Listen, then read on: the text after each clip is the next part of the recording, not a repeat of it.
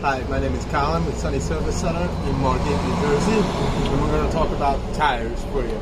So, customer came in and asked if we could repair her tire. As you see right here, there's this giant bolt, and we can do a patch plug, which is done from the inside. We actually take the rubber off the rim completely. There's a patch plug about this big with a disc and a stem that goes through to fill in that hole. Lasts the life of the tire. She also asked, is there any safety concerns with these tires that she should look at? So we went ahead and told her she is going to need tires fairly soon, if not immediately.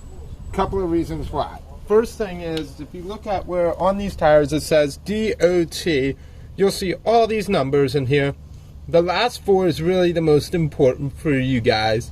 The last four here is 07 of 15. That means it is the 7th week of the 52 weeks in this year, and the 15th year, so 2015, was when this tire was manufactured. That makes it 7 years old for this tire. So, we recommend every 5 to 6 years, most of the time 5 in this area, just because we do deal with a lot of salt water, and it usually causes the rubber to dry rot a lot faster. If you look here, we get a lot of dry rot.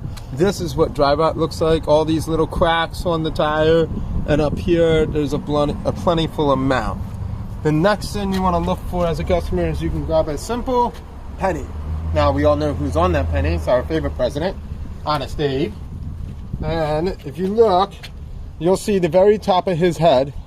If you turn it 180 degrees and then put it right down on the tread, just like that, if you can see his head, the top of it, you know that your tire tread is at minimum specification, meaning it's time to replace these tires.